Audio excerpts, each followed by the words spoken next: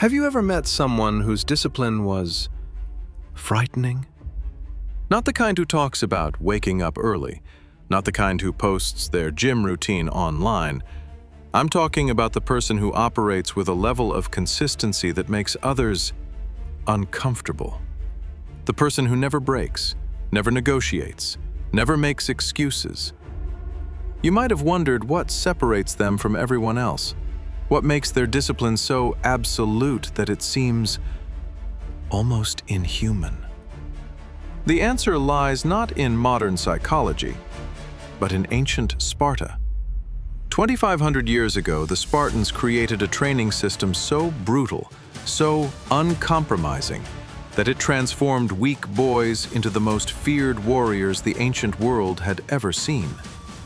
They called it the Agoge, and today, you're going to learn exactly how it worked. But I need to warn you, this isn't for everyone. What you're about to discover will require you to kill a part of yourself. The part that negotiates, the part that makes excuses, the part that quits when things get hard. If you're ready, let's begin. Marcus was 29 years old when he realized he was pathetic. Not in a dramatic way, not in a way anyone else would notice, but in the quiet, crushing way that keeps you awake at 3 in the morning, staring at the ceiling, knowing you're wasting your potential. He worked in tech. Good job, good salary. But Marcus had a problem that was destroying him from the inside. He couldn't follow through on anything. Every Monday morning, he'd wake up determined. This would be the week he'd finally stick to his plan. Gym at 6 a.m., no social media before noon, healthy meals, work on his side project every evening. By Wednesday, it would all fall apart. By Friday, he'd be right back where he started, scrolling mindlessly, ordering takeout, making excuses. The worst part? He knew exactly what he needed to do. He'd read all the books, listened to all the podcasts, Atomic Habits, The Compound Effect, Can't Hurt Me. He could give you a TED Talk on discipline. But when it came to actually doing it, nothing. Marcus had become an expert at starting and a master at quitting. His journal was filled with abandoned 30-day challenges. His phone had 17 unused productivity apps. His gym membership? Well, the treadmill didn't even recognize him anymore. And here's the thing that really haunted him. He could see the pattern. Every cycle of failure made the next one easier. Every broken promise to himself made discipline feel more impossible. He was trapped in a loop. And with each iteration, he was becoming someone he despised. Someone who couldn't be trusted, not even by himself.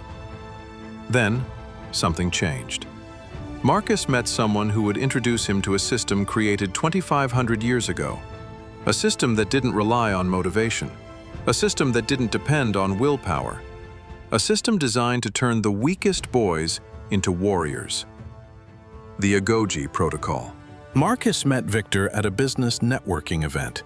Not the kind of place you'd expect to find your life changed.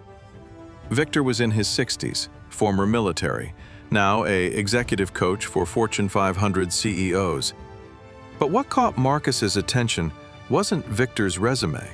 It was the way he existed.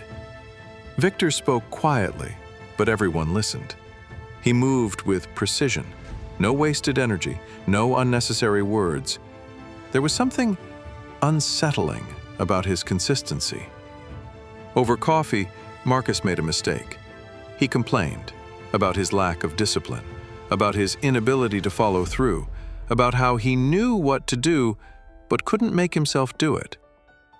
Victor just listened. When Marcus finished, Victor asked one question. "Do you know what the Spartans did with boys who couldn't follow through?" Marcus shook his head. They didn't motivate them. They didn't inspire them. They didn't give them vision boards or morning affirmations. They put them through the Agoge. Marcus had heard of Spartan warriors, the 300 at Thermopylae, the red cloaks, the shields and spears. But he knew nothing about how they were made. Victor explained. At age 7, Spartan boys were taken from their mothers and thrown into the most brutal training system ever created. They called it the Agoge. It lasted 13 years. Most modern people wouldn't survive 13 days. But here's what's interesting. Victor leaned forward. The Agoge wasn't designed to make boys strong. It was designed to make discipline automatic, to eliminate the part of them that negotiated, that made excuses, that quit. Marcus felt something shift. "That's exactly what I need," he said quietly. Victor smiled. "I thought you might say that." He pulled out a small notebook, leather-bound, worn. On the cover, 3 words in Greek. Molon lave. Come and take them. The Spartan response to surrender. "I'm going to teach you the modern version of the Agoge protocol," Victor said. "But you need to understand something first. This system doesn't make you feel good. It makes you incapable of quitting. There's a difference. Are you ready to become someone you can actually trust?" Marcus nodded. He had no idea what he'd just agreed to. To understand the Agoge, you need to understand Sparta itself. This wasn't a normal city-state. This was a military machine disguised as a society. Around 650 BC, the Spartans conquered their neighbors, the Messenians, and turned them into helots, state-owned slaves who outnumbered Spartans 10 to 1. Think about that. You're surrounded by people who hate you, people who would kill you the moment they had the chance. This created a problem. How do you maintain control when you're vastly outnumbered? The Spartan solution was radical. They turned their entire society into a warrior factory.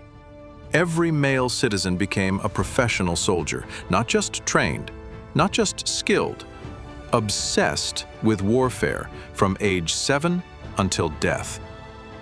The Spartans didn't have walls around their city. When asked why, King Agesilaus pointed to his soldiers and said, "These are Sparta's walls." And the system that created those human walls? The Agoge. Picture a Spartan boy on his 7th birthday.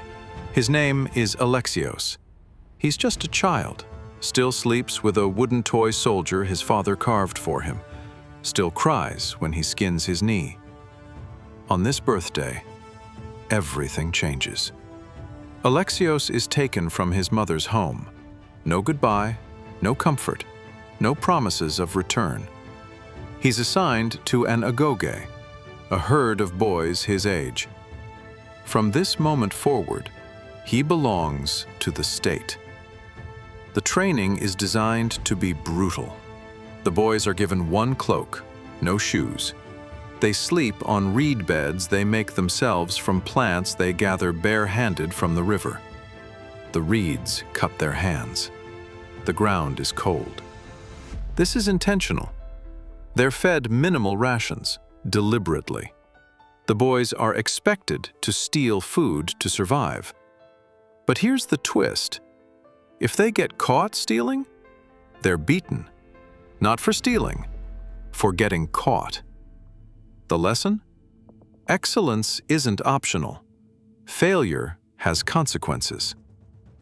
The entire system was designed around a simple principle: eliminate weakness. Physical weakness through constant training, mental weakness through controlled suffering. But most importantly, eliminate the option to quit. Because in Sparta, there was no option to quit. You became a warrior, or you became nothing. The result of this system? At the Battle of Thermopylae in 480 BC, 300 Spartans held a narrow pass against hundreds of thousands of Persian soldiers for 3 days. 3 days. They knew they were going to die. King Leonidas knew. Every single Spartan warrior knew. But when the Persian king Xerxes demanded they surrender their weapons, Leonidas replied with 2 words, "Molon labe." Come and take them. This wasn't bravery. This wasn't courage in the heat of the moment. This was the inevitable result of 13 years in the Agoge. 13 years where quitting simply wasn't an option, where discipline was so deeply programmed that death was preferable to breaking formation. When historians talk about Spartan discipline, they're not talking about motivation. They're talking about automation. The Spartans didn't choose to stand and fight. They had no choice. The Agoge had eliminated the part of them that could quit. And that is what we're going to recreate. Now, obviously, we're not going to throw you into the wilderness with 1 cloak and minimal food. You're not training for ancient warfare. You're not fighting Persians at a mountain pass. But the principle? The fundamental psychology that made the Agoge work? That's completely transferable. What Victor understood, what most people miss, is that the Agoge wasn't about physical training. It was about eliminating negotiation. See, every time you break a promise to yourself, you're negotiating. Every time you hit snooze, you're negotiating. Every time you say, "I'll start Monday," you're negotiating. The Agoge protocol is designed to kill the negotiator, to make discipline so automatic that willpower becomes irrelevant. So let's break down exactly how it works. The Agoge protocol has 4 core pillars. Each pillar removes 1 layer of the negotiation mechanism. By the time you've implemented all 4, quitting becomes impossible. Let's break them down. Pillar 1. The Spartan Oath. In ancient Sparta, when a boy entered the Agoge, the commitment was public. Everyone knew. His family knew, the city knew. There was no backing out. Why does this matter? Because human beings are terrified of social consequences. Stanford researcher Robert Cialdini studied commitment and consistency for decades. He found that when people make public commitments, they're up to 85% more likely to follow through. Not because of willpower, because of identity. Once you've told people you're doing something, quitting means admitting you're a quitter. And nobody wants to be seen as a quitter. The Spartan Oath works like this. You choose 1 discipline you're committing to for the next 90 days. Just 1. Not 5, not 10, 1. Then, you make it public. Not privately in your journal, not as a mental note, public. Tell 5 people who matter to you. Write it down and put it somewhere visible. Text your closest friends with your commitment and the exact standard. Marcus chose, "I will train at 6 a.m. every single day for 90 days. No exceptions." He texted his brother, his best friend, his boss, his gym partner, and Victor. 5 witnesses. The moment he sent those texts, something shifted. It was no longer just about him. If he broke the commitment now, he'd have to face them. He'd have to explain it. And explaining failure is humiliating. The Spartans understood this. Public commitment triggers your survival instinct. Your brain categorizes social shame as a threat. And when threatened, you perform. This is Pillar 1, the Spartan Oath. Public commitment that makes quitting socially impossible. Here's the neuroscience. When you make a public commitment, your prefrontal cortex, the part of your brain responsible for planning and social behavior, begins monitoring for consistency. Psychologists call this cognitive dissonance. If your actions don't match your public identity, your brain creates stress. Real, measurable cortisol production. Your body literally punishes you for inconsistency. The Spartans didn't know about cortisol, but they knew that public shame was powerful enough to make 13-year-old boys charge into battle against grown men. The same mechanism works for your 6 a.m. alarm. Pillar 2. The Iron Schedule. In the Agoge, everything happened at the same time, every single day. Wake at dawn. Train until midday. Rest. Train again. Sleep. No variance. No, I'll do it later. No, let me check my calendar. The schedule was fixed. This created automatic behavior. The boys didn't decide when to train. They just trained, because that's when training happened. Decision fatigue is one of the primary killers of discipline. University of Columbia research found that the average person makes 35,000 decisions per day. Every decision depletes your willpower. The Spartans eliminated this problem entirely. By making the schedule fixed, they removed the decision. The iron schedule works like this. Your chosen discipline must happen at the exact same time every day. Not in the morning, not before work. Exact time. 6 a.m., not 5:58, not 6:15, 6 a.m. every single day. Marcus set his alarm for 5:45 a.m. Gym bag packed the night before, clothes laid out, pre-workout on the counter. At 6 a.m., he walked through the gym doors. Rain, shine, exhausted, energized, didn't matter. 6 a.m. The schedule became automatic. His body started waking up before the alarm. Within 3 weeks, getting to the gym at 6 a.m. required less willpower than staying in bed. Why? Because his brain had categorized it as inevitable, like breathing, like eating, like sleeping. The iron schedule removed the decision. And without the decision, there's nothing to negotiate. The neuroscience here is powerful. Your basal ganglia, the part of your brain responsible for habit formation, creates patterns based on repetition. When you do something at the same time, in the same context, your brain begins automating it.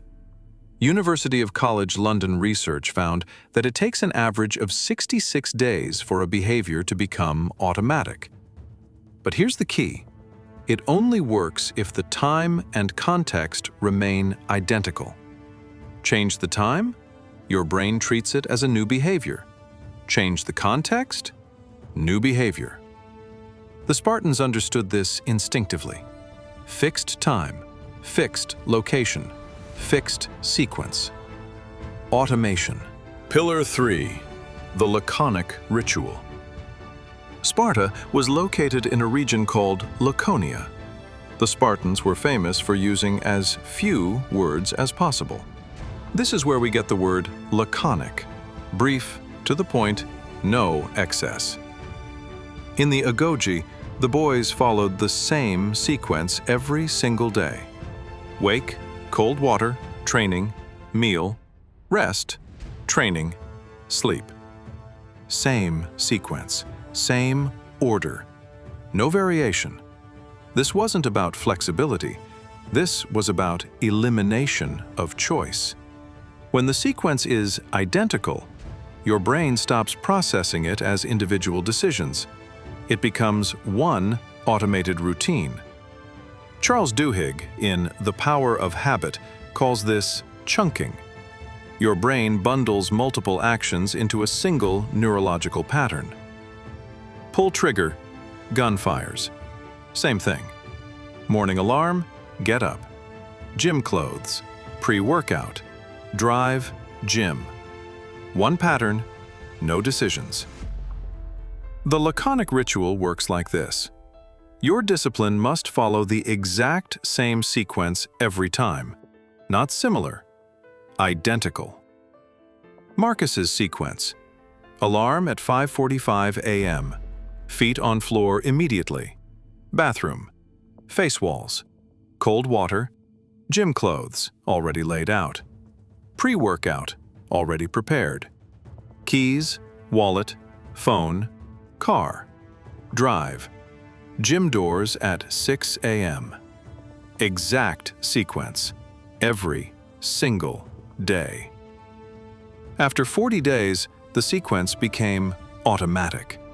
He didn't think about it anymore. Alarm goes off, and his body just executes. Like a Spartan warrior hearing the war horn.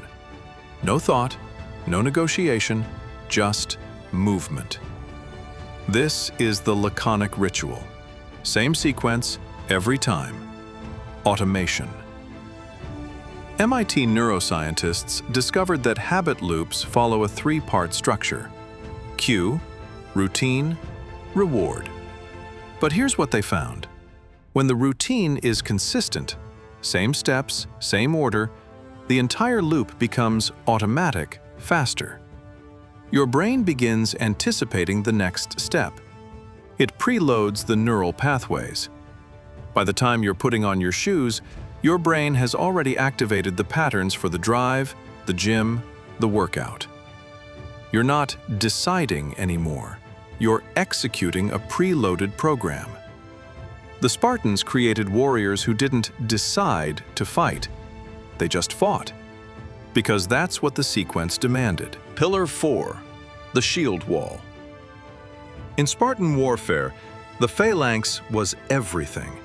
Shields locked together, each warrior protecting the man beside him. If one man broke, the entire line collapsed. So the Spartans prepared for every scenario. What if the enemy attacks from the left? What if they feint? What if the line breaks? Every possibility was drilled until the response was automatic. This is called pre-commitment. You don't make decisions in the heat of battle. You made the decision beforehand. The shield wall principle works like this. Identify every obstacle that could break your discipline. Every single one. Then, decide right now what you'll do when each obstacle appears. No thinking required, just execution. Marcus identified his obstacles. What if I'm sick? Pre-decision. Reduced version. 20-minute walk instead of full workout. What if I'm traveling? Pre-decision.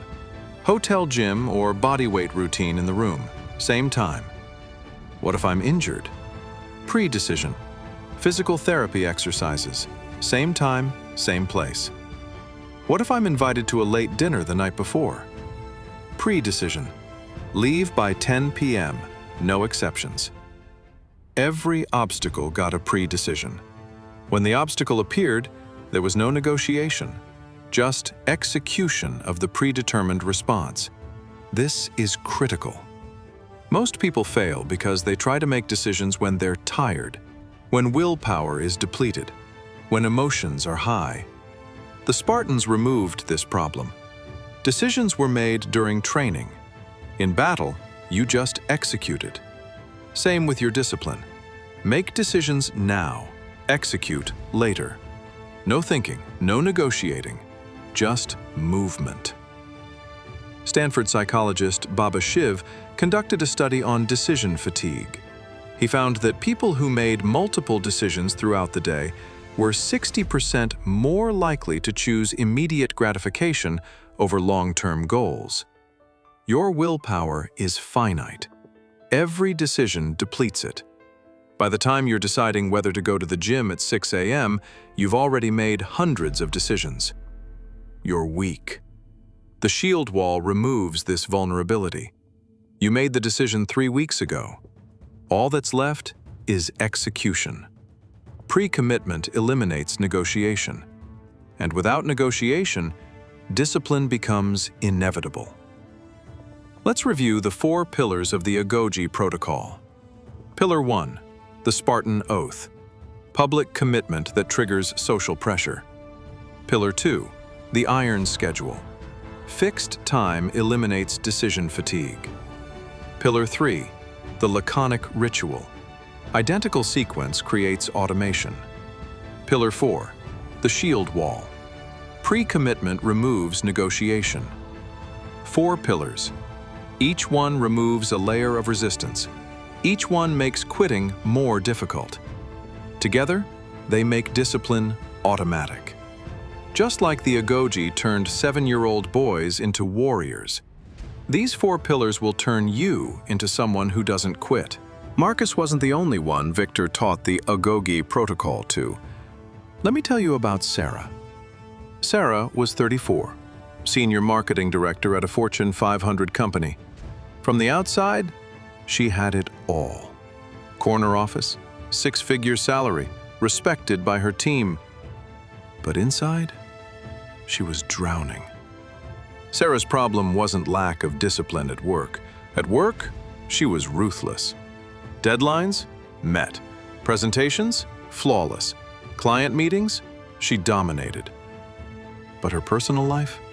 Complete chaos. She hadn't worked out in 2 years. Her apartment was a mess. She ate takeout 4 nights a week. Her relationships were suffering because she had no energy left after work. She'd tried everything. Hired a personal trainer? Quit after 3 weeks. Meal prep services? Forgot to heat the meals. Meditation apps? Couldn't maintain the streak. The problem? Sarah was using all her discipline at work. By the time she got home, there was nothing left. Victor introduced her to the Agoge protocol with one condition. You can't create discipline. You can only redistribute it. And right now, you're spending it all before you get home.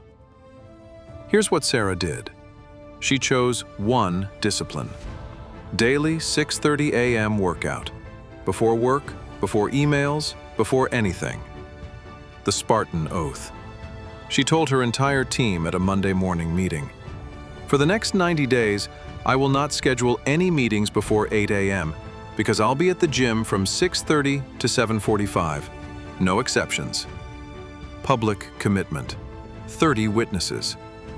The iron schedule. 6:30 a.m. every single day. Gym bag in her car the night before. The laconic ritual. Alarm, feet on floor, gym clothes, pre-workout, drive, gym. Same sequence every time. The shield wall. Traveling? Hotel gym at 6:30 a.m. local time. Late work event? Reduced session, but still 6:30 a.m. Sick? Walk outside for 20 minutes. The first week was hard. Her body fought her, but she'd made the commitment public. Week 2, slightly easier. Week 4, something unexpected happened. The workout at 6:30 a.m. became the easiest part of her day. Why? Because it happened before the decisions started, before the emails, before the meetings, before her willpower was depleted. By day 60, Sarah's coworkers noticed. You seem different, they said. More energy, better mood, sharper in meetings. But the transformation wasn't just physical. Sarah had learned something critical. Discipline in one area bleeds into others. She started meal prepping, not because she made a new commitment, but because she had the energy now. Her apartment got cleaner, her relationships improved, all from one disciplined action, every single day, at the same time. Victor smiled when she told him, "That's the Agoge working," he said. "The Spartans didn't train warriors, they trained discipline." The warfare was just a side effect. And then there was James, 22 years old, engineering student. Failing. Not because he wasn't smart. James had the highest SAT scores in his graduating class, full academic scholarship. He understood the material. He just couldn't make himself study. Every semester started the same way. Week 1, attended every class, took notes, felt confident. Week 3, started skipping lectures. I'll watch them online later. Week 5, hadn't watched them, behind on assignments. Week 8, panic mode, all-nighters, energy drinks, cramming. Finals? Barely passed. The cycle repeated every semester. His GPA was dropping. His scholarship was at risk. His future was crumbling. And he knew it was entirely his fault. James met Victor through his academic advisor, who was desperate to help him. Victor asked one question: "If I could make studying as automatic as brushing your teeth, would you do it?" James laughed. "Studying will never feel automatic." Victor didn't smile. "The Spartans made warfare automatic. I think we can handle organic chemistry." Here's what James did. One discipline, 2 hours of focused study, every single day. The Spartan Oath. He posted on his Instagram story. His classmates saw it, his family saw it, his friends saw it. Studying 2 hours every day for 90 days, 4 to 6 p.m., library, 3rd floor. Come find me if you want to join. Public commitment. 200 followers. The Iron Schedule. 4 p.m. to 6 p.m. every day.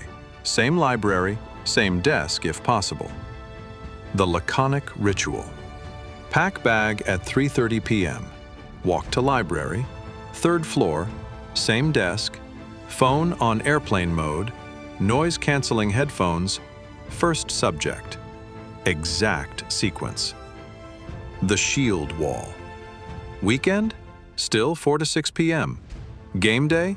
Still 4 to 6 p.m., then the game. Break between semesters? Reduced to 1 hour, but same time. The first week, James hated it. Sitting still for 2 hours felt impossible. But he'd told 200 people. Week 2, slightly less terrible. Week 4, classmates started joining him. His Instagram post had created a study group by accident. 5 other students, same time, same place. Now the social pressure was doubled. Not only had he committed publicly, his presence was expected. If he didn't show, people would notice. By day 60, James didn't recognize himself. His grades had jumped from a 2.3 GPA to a 3.7. But more importantly, studying had become automatic. 4 p.m. arrived, and his body just moved toward the library, like a Spartan boy hearing the training horn. No thought, no negotiation, just movement. His academic advisor was stunned. "What happened to you?" she asked. James smiled. "I stopped negotiating with myself." The Agoge had turned a failing student into someone who couldn't imagine not studying. Not through motivation, through automation. But let's go back to Marcus, because no system, no matter how good, survives without being tested. Day 67. Marcus woke up at 5:45 a.m. Same as always. Feet hit the floor, bathroom, face wash, cold water, gym clothes, pre-workout.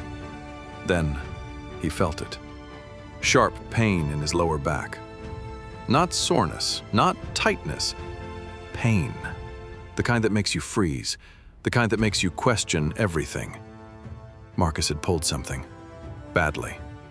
Doctor's appointment that afternoon confirmed it. Herniated disc. No heavy lifting for 6 weeks. Marcus sat in his car after the appointment, staring at nothing. 6 weeks. 42 days. The Spartan Oath was for 90 days. He was on day 67, 23 days left. And now, he couldn't train. The old Marcus would have quit. "I'm injured. It's out of my control. I'll start again when I heal." Perfect excuse. Legitimate reason. But then he remembered something Victor had said. The Spartans didn't train when it was convenient. They trained because the schedule demanded it. Injury? Modify. Sick? Adjust. But the time stays the same. The sequence stays the same. The commitment stays the same. The shield wall. Marcus had pre-decided what to do if injured. Physical therapy exercises. Same time, same place. Day 68. 5:45 a.m. alarm. Feet on floor, gym clothes. Drive. But instead of the weight room, he went to the stretching area. 20 minutes of prescribed physical therapy movements. Painful, boring, nothing like his regular workout. But it was 6 a.m. He was at the gym. He was moving. The commitment remained intact. Day 70, same thing. Physical therapy instead of deadlifts.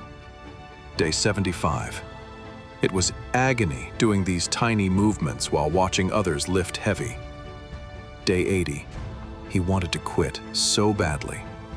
But Victor's words kept echoing. The Agoge didn't make Spartans strong. It made quitting impossible. The shield wall held. Day 90. Marcus completed his commitment. Not the way he'd planned, not the way he'd wanted, but he'd completed it. 90 days, 0 breaks, even injured, even when every fiber of his being wanted to quit. He'd done it. Day 91. Marcus sat across from Victor at the same coffee shop where this had all started 3 months ago. Victor looked at him differently now, like he was seeing someone new. "How do you feel?" Victor asked. Marcus thought for a moment. "I feel different." "Different how?" Marcus struggled to find the words. "I don't negotiate with myself anymore. It's like that part of me doesn't exist. The alarm goes off and I just move. I don't think about it. I don't decide.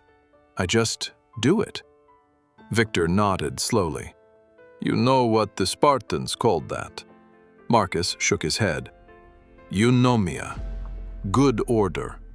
When discipline becomes so automatic that it's no longer discipline, it's just who you are." Marcus felt something shift inside him. He thought back to day 1, the Marcus who couldn't stick to anything, the Marcus who knew all the right things to do but couldn't do them, the Marcus who was an expert at starting and a master at quitting. That person didn't exist anymore. Not because he'd changed, because he'd been eliminated, killed, replaced. "You're not someone who tries to be disciplined," Victor said.